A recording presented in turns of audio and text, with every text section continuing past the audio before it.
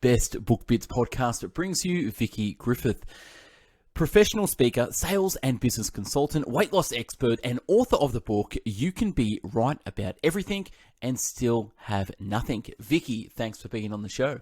Thank you for the invitation. I appreciate it. No worries. Now, tell us about your story about how you started on a health journey to become a sort of weight loss expert and, how it all started from back in the day. Well, it started the day I was born. No, I'm just kidding. But literally it did. I was always fat. I was a chubby little toddler and I was a fat little girl. Here in the States, when I was younger, to buy jeans, I had to buy boys' Huskies because that's what fit me. And so I struggled with the self-image of weight my whole life, basically. And that led me to become an observer of human behavior.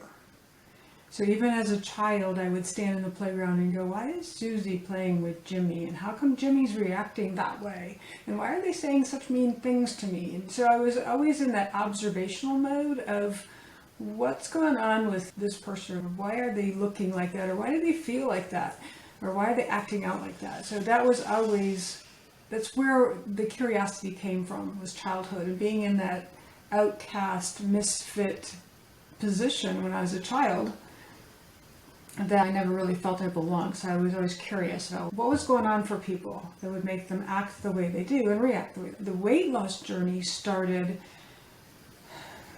like I said, always dieting, always trying to figure out what's the next best secret for weight loss. What I realized, there wasn't one. And most people are still looking, but there isn't one. You can read everything about the latest, greatest diet, and it will work for a while. But for emotional eaters like myself, it won't. It won't last, because the drive is the emotional fulfillment or numbing of something rather than the nourishment of our bodies. And that's what I decided to do. I finally gave up dieting. And that's when I released 70 pounds. When was this? How long ago was this? Oh my gosh, over 20 years ago.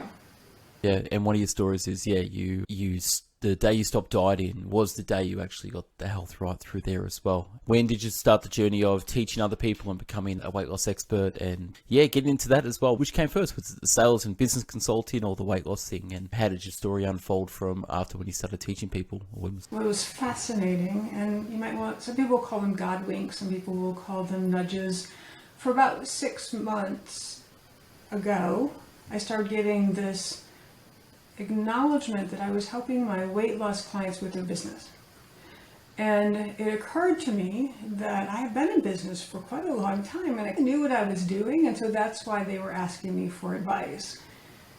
And therefore, as I watched my clients unfold with their weight release, I also noticed the same belief system was keeping them struggling in their business.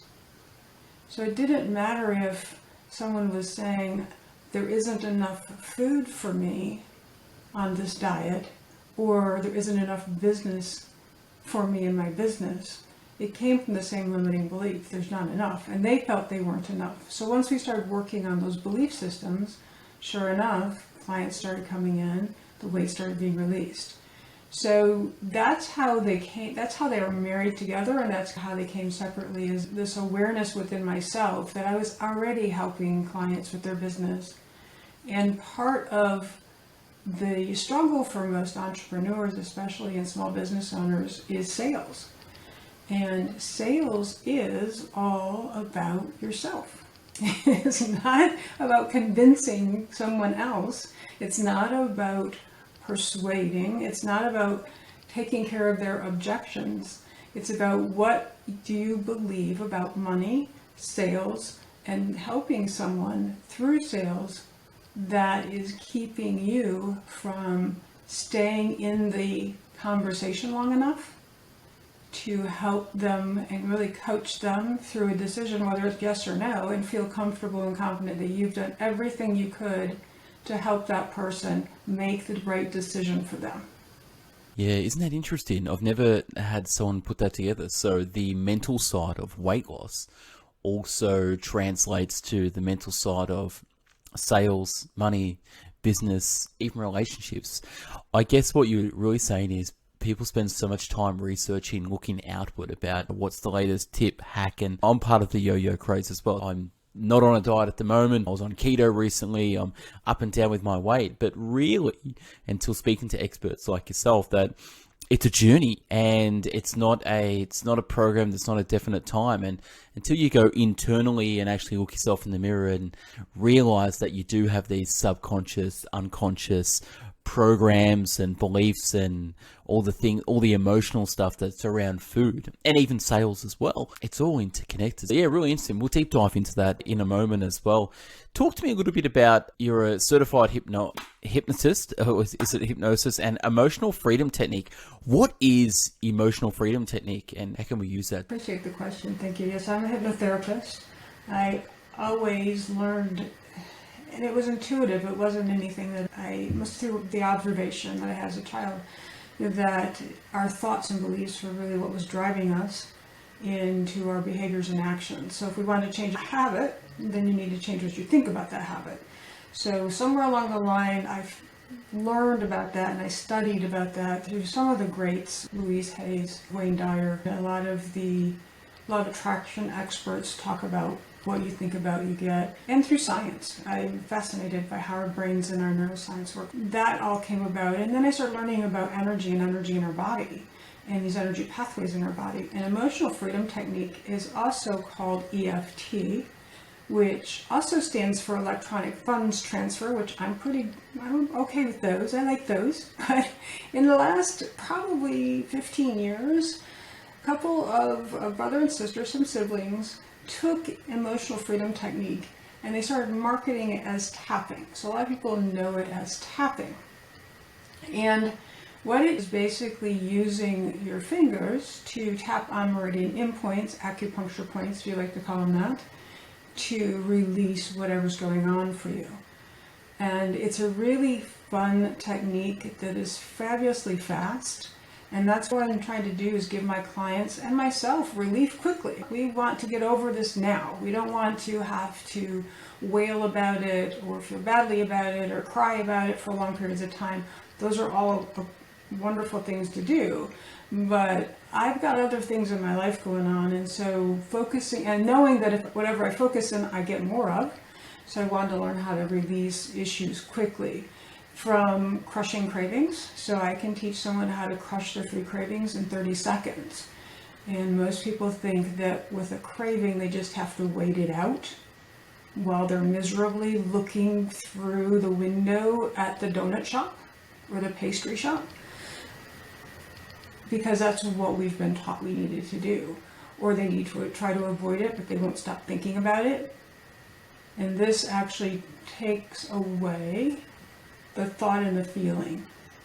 So I'm a left brain person. I'm very analytical. I look at things in a scientific way. And hypnosis, I could filter into that by qualifying some of the things I'd seen in science. EFT was so bizarre to me that the first time I got it was on a cassette tape. If you know what that is. Do you know what that is? Okay. So it was on a cassette tape, and I put it in my little Sony Walkman, and I started listening to it, and I'm like, this is the most ridiculous thing I've ever heard in my life, and I put it away. But as I said, I struggled with weight and food for my entire life, and I was having one of those moments that all I could think about was a chocolate chip cookie in my closet in the food pantry. And I kept trying to avoid it, and I kept trying to annoy it and be avoid of it, and I kept trying to walk away from it, but I wouldn't stop thinking about it. So I took that cassette down out of the closet and I listened to it, and I did the technique she was training, which was EFT, or emotional freedom techniques. And 30 minutes later, I was out in my neighborhood walking, which I hadn't planned, I hadn't scheduled. It wasn't like I had to go for a walk at such and such a time in the afternoon. I just was out there, and I stopped dead in my tracks because I realized at that moment I felt emotionally free from food for the first time ever. And in the past, if I felt emotionally free from a food for even a few microseconds, the thought of the food would bring the craving back, and that did not happen. So I really, truly was free. And that's when I went back and I learned from the founder everything that I could, became as advanced as I could in the technique. It really is quick, and it can help people overcome traumas, phobias, actually pretty quickly. Cravings, as I said, whether it's cigarettes or food, and it can help with trauma from the past in a very safe way that people are usually astounded that it can move away from them that quickly when they've suffered from it, thought about it, worried over it for years and maybe even decades, whatever may have happened in their life. Yeah, wow. Yeah, thank you for sharing.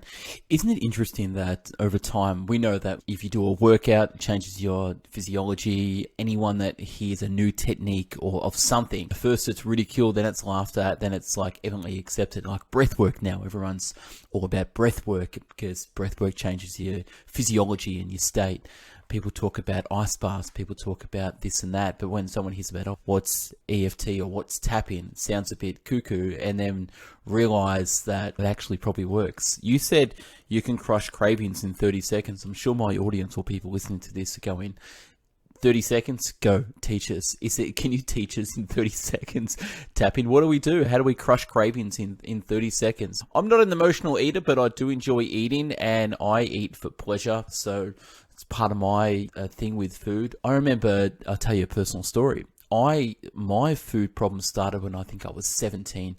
I used to work at KFC, Kentucky Fried Chicken, and we used to do late shift. And when we finished, they gave us like 10 minutes to eat as much as possible. Now think about this, a 17-year-old kid growing fast food. You got 10 minutes to literally stuff your face. And that was like 10 o'clock at night. So you could imagine for 10 minutes with other peers of your age, just stuffing your mouth with food. And this went on for like maybe a year or two. Maybe I started when I was 16, 17. And I think I put on 30 kilos. But that actually, I changed some wiring of, I wasn't eating for sustenance. I was just eating for the pleasure of food. And that stuck around. I still have those issues that I just eat for pleasure, not for hunger as well. Anyway, that's just a random story. But how do we crush our cravings in 30 seconds by tapping? What would you suggest? There also could have been, not for sure, but could have been some time of mentality that it's free and I should eat as much as I can because it's free. Yeah, we all want to take advantage of things that are free to us. And I see that a lot in how we determine our mindset when we go to those fast food restaurants. Oh, look, all I really want is a cheeseburger, but look, for $1 or $2 more, I can get the fries and the soda with it. And they used to have a coupon, so back in there was like two twisters for $4. So it was like buy one, get one free. And I used to live off that. But anyway, it's just, I know that's when my food issues started through there. And yeah, I would never recommend my kids to work at a fast food place just because of the bad emotional attachments of food through there. But yeah, 30 seconds to crush your cravings. What does someone do to change their state? There is a protocol for it, and you can actually go to crushcravings.com and sign up to see videos of me showing you how to do this in 30 seconds or less. It takes a little bit longer than that to learn, and I'll be glad to share it with you all. But you can also go there, and that way you'll have them available to you, so that you can go back and look at them. So I get what you're saying. Is I enjoy food as well, and there's often times when I am feeling full and satisfied, and I still want more, even though I know logically I don't need more. And so you can use this technique for that too, to help with that craving as well. But what you do is you tap, as it's called now, with your fingertips. I'm right hand dominant, I use my right hand. You're going to use at least 2 fingers on either hand, it doesn't quite matter. It's called emotional acupuncture without the needles. So we're going to be using meridian endpoints. So if you're familiar with acupuncture, acupressure, you might be aware of some of these. What these do is they eliminate emotions. So each one is attached to different emotions. It also is a connection to an organ in your body. And that's all information you can find on Google. I also have that as well. So if somebody wants to reach out to me, I'll be glad to give them the information I have as well. You always start on what's called the karate chop, which is between your pinky and your wrist bone on your opposite hand, and you just tap lightly. Now know that these points are about the size of the end of a pen, and like a sewing needle rather than a writing pen, right? So they're very tiny, so 2 fingers should get it. And then you repeat after me. You willing to play? Yeah. So you would have a food in mind that is bothersome for you. It could be a piece of candy, it could be bread. You could have it in front of you, you don't have to. And you would rate 0 to 10 what the level of intensity is. 10 is it's really strong. Some people for chocolate will say it's 25. And 0 is I don't have a craving for this or a feeling for it right now. So just have a food in mind and then go ahead and in your mind just assign a number. You don't even have to tell me. And then say along with me, even though I have this craving for. I have this craving for. And if you don't mind sharing, go ahead and fill in the blank. It's a Vietnamese roll. All right. I deeply and completely I deeply and completely love and accept myself. love and accept myself. Even though I have this craving for a Even though I have this craving. For a Vietnamese roll. For a Vietnamese roll. It's called a banh mi. I deeply and completely I deeply and completely love and accept myself. love and myself. I do that one more time. Even though I have this. Even though I have this craving. And it feels insatiable. And it feels insatiable. I deeply and completely appreciate my mind and body. Appreciate my mind and body. And you go to the top of your head and you say, this craving for your Vietnamese roll. Craving for a Vietnamese roll. See, it is silly. I'm glad you're laughing. And this eyebrow, beginning your eyebrow, bridge your nose. I have this craving for a Vietnamese roll. I have this craving for a Vietnamese roll. Now that I'm thinking about it, I can't stop thinking about it. Now that I'm thinking about it, I can't stop thinking about it. And underneath your eye. I can't believe she's making me do this. I can't believe she's making me do this, but I asked for it. Under your nose. Under your nose, right above your lips. So this craving for this roll. Craving for this roll. Underneath your lips. Usually I can't stop thinking about it. Usually I can't stop thinking about it. The next place is either collarbone. Doesn't matter which side. I always cross my body. And it's right in the little dip here, the collarbone. I have experienced this craving. I've experienced this craving. For a Vietnamese roll. For a Vietnamese roll. And I'm okay. I'm okay. I don't have the craving anymore. Exactly. See, and you haven't even finished yet. The other one is underneath your arm, which is the silliest one. And just say, it's craving. Take a deep breath. So if I was doing that technique with you without teaching you, it would probably have been 20 seconds that you would have given that up. Straight away. Interesting. Wow. So for my listeners out there, if you are craving something, definitely check out the tap-in video on Vickie's website as well. But yeah, we didn't get you on the show to talk about the tap-in. We got you on the show to talk about your book. So can you tell me a little bit about your book? I know you've got 2 books out there. The book is called You Can Be Right About Everything and Still Have Nothing. When did it come out and what motivated you to write the book? It came out November of 2020, so right during the pandemic. I seemed to have an awful lot of time to write my book. And so 2019, 2020, that's when it all came together.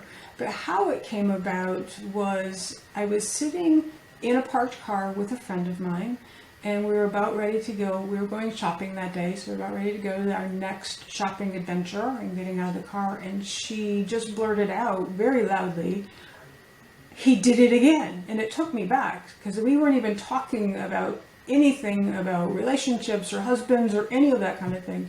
And I said, I don't understand what you're saying. He did it again. He did what? He came out of the laundry room and I went in to go wash some clothes and the washing machine was on cold. And when I confronted him about that, he said, he didn't do it. I didn't do it. There's only 2 of us that lives here. So he had to have done it. He just cannot admit when he's wrong. And she was really worked up at this point, and she was like over the top worked up. And no matter what I said, she wasn't in the place where she wanted to calm down.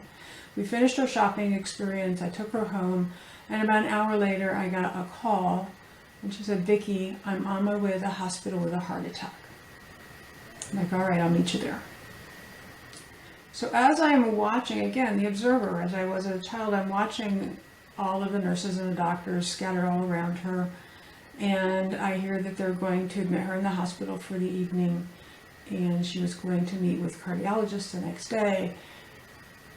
I got her settled into her room, went home, came back the next morning. And she goes, there's nothing wrong with my heart. Oh, okay. She goes, they're just sending me home this morning. Great. That's fabulous news. But it dawned on me that how committed she was to prove that he was wrong and that she was right. She was willing to die for that belief. And then I wondered, what am I willing to die for? What belief system am I willing to die for that I play with every single day? And it causes struggle, and it causes me to stay stuck. And maybe I need to look at those belief systems about proving those misguided beliefs are right. And that's how it all started.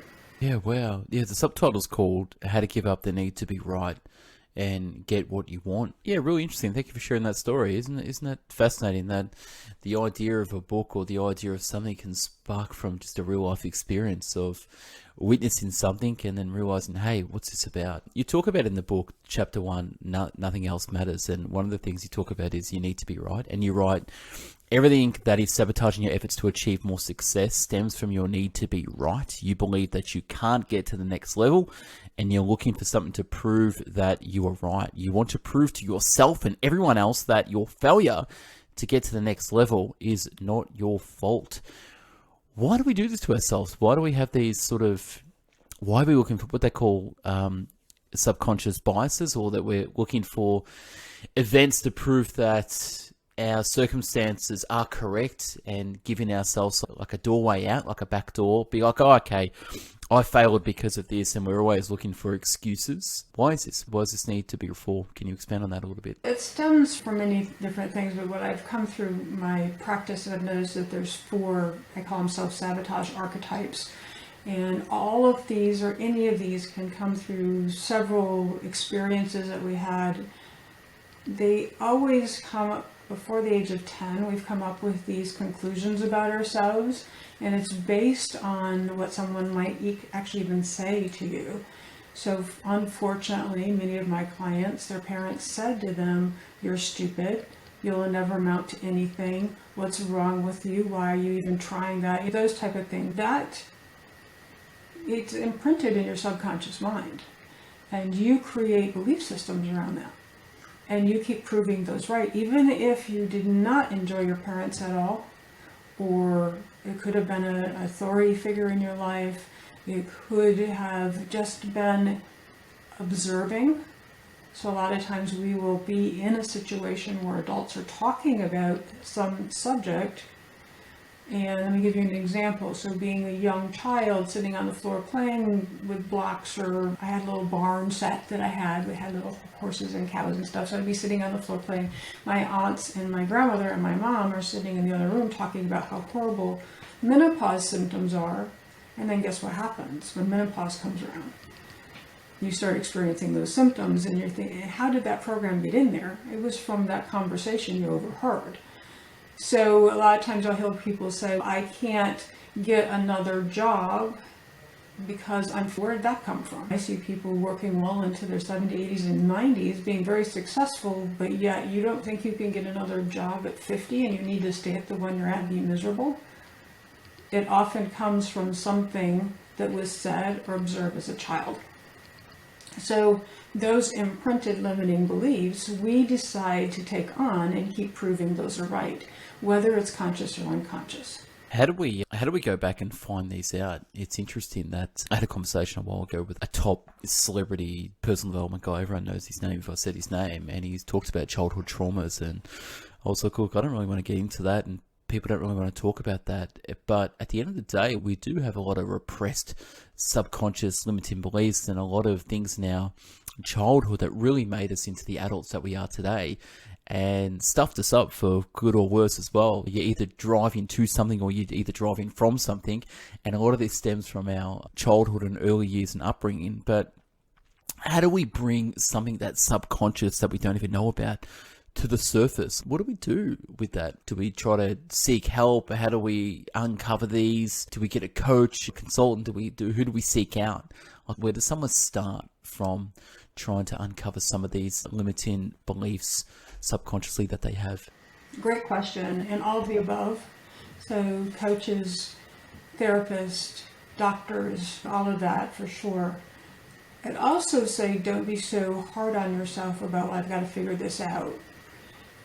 You're getting clues every single day that something from your past created this habit that you have that you don't like, whatever it might be. Maybe it's sabotaging yourself so you don't go to the gym. So every morning you make, or every night you make the decision you're going to get up at 5 a.m. to go to the gym, and every morning at 5 a.m. when the alarm goes off, you shut it into snooze for 3 or 4 times, so you don't have enough time to go to the gym before you go to work. So that's a clue that somewhere along the line someone said something to you or something happened and you interpreted it in a way that made you feel perhaps that it wasn't worth it.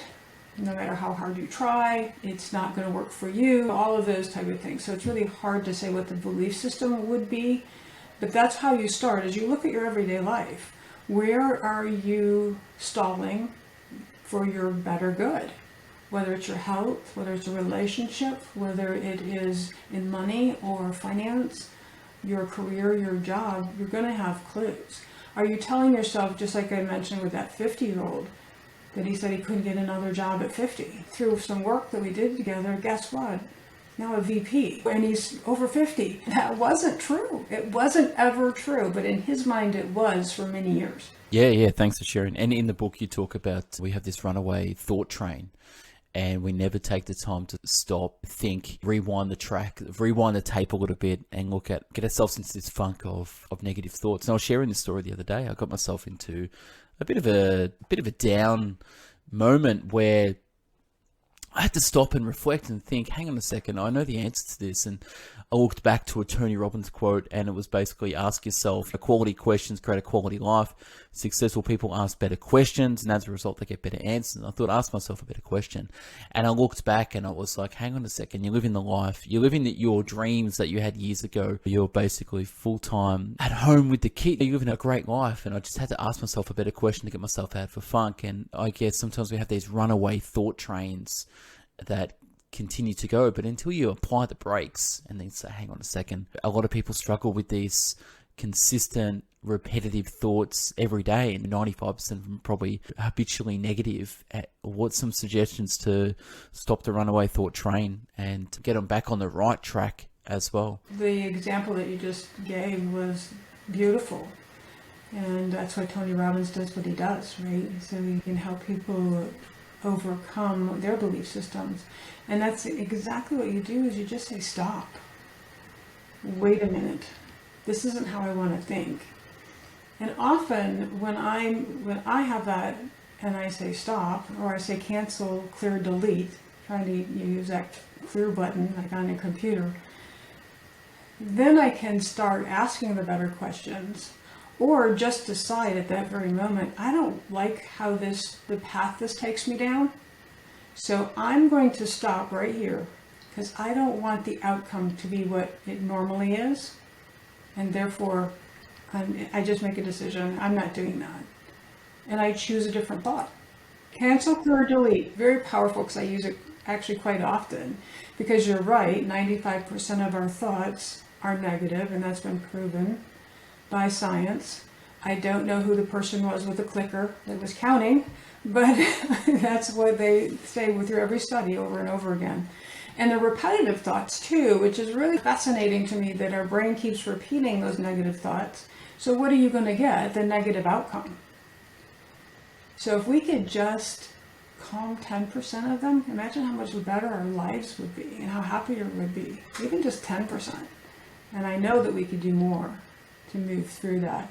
When I first started not dieting, so I was done with dieting forever, I went on a mental diet.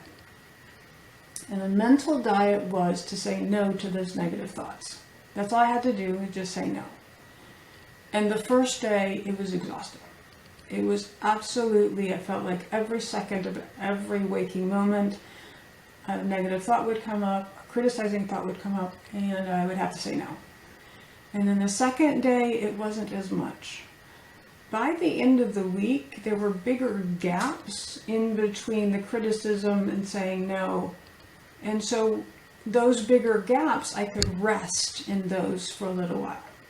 And that's where I could find my emotional freedom too, is I could rest in those gaps, and they became longer and longer. Soon it became several days without a negative criticizing thought or judging thought about myself. And they still creep up, and I still do the same thing. Either just decide no, cancel, clear, delete, go look for another thought. So what do I want to think about this? Well, I want to be happy. Isn't that the bottom line, that we all want to just be happy? So money's, of course, incorporated in it. And relationships, of course, are incorporated in it. But the bottom line is we want to be happy. So we do that. We're in charge of that. No one else is. Just like the person I was telling you about the story, she's in charge of her happiness. And because the washing machine was on cold, she actually sabotaged her health. That's pretty deep. Yeah, we all do that. Yeah, that's crazy. I like what you said about a mental diet. So a lot of people are doing the physical diet, not knowing that if you actually do a mental diet, you'd probably get the results that you're after physically, because everything starts internally as well. I like how you said about it created these gaps, and then it gave you space to actually say, you know what? It's like cleaning your room, like decluttering your house. You declutter to a point where there's nothing left in the room, or it's very clean. Then you get to decide what you want to put in it. So first, to make space, to clear yourself out first of negative, unconscious, repetitive thought patterns or whatever it is. And then you consciously put in positive thoughts, or you'd start tuning your attention or your antenna to the things you want in your life instead of the things that you don't want, which creates negative outcomes. You start forcing positive outcomes by forcing positive thoughts into your mind. Just that switch. You talk about in the book, who's in charge of your brain? You are. You also say you've got a powerful mind and you believe stories that are not true, and you find facts to support them. What if you tuned your powerful mind to benefit you rather than trying to keep proving the false beliefs are right? So if you tuned your powerful mind to benefit you rather than trying to keep your false beliefs. Can you expand on that a little bit? It's isn't it fascinating, the faulty beliefs that we're clinging to? Yeah. It is, and we do collect evidence. We have solid reasons for all of that. We collect evidence. What's really fascinating too, when I was doing this book and doing some research, they did a study that shows that the brain actually is in on all of this without us being a participant. So 80% of the stories that we are living our lives by are made up. And that's what's fascinating to me. So something happened to you, and at 6 years old. So one of the examples I like to use, because this happened to me, I was probably a little older, maybe about 8. There was 4 of us. We were running through a meadow or a pasture out in some farmland, and it was a 2-track. So this is where they drove the tractors back and forth to the farms. And we were running, and all of a sudden this huge, for us is probably 25 feet long, but it was probably 4 feet long, black snake went across the path.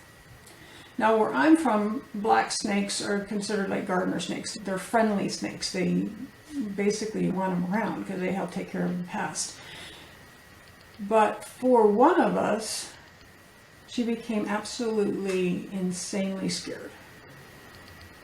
Now, you couldn't see the snake after a few seconds, right? It just crossed the path and went into the tall grass, and was still scared the rest of her life. For one of us, it was like, I see him all the time, no big deal. For the other 2, it was disturbing, but it was something we got over. Now, the kid that, when she was insanely scared, her brain made up a story that it was 25 foot long and it was chasing after us. None of that happened.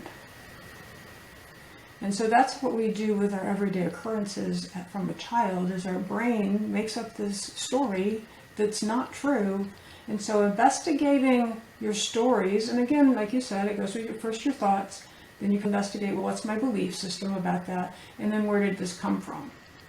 And going back to where you may have heard it, experienced it, and looking at the story you made up about it, because it may not be true.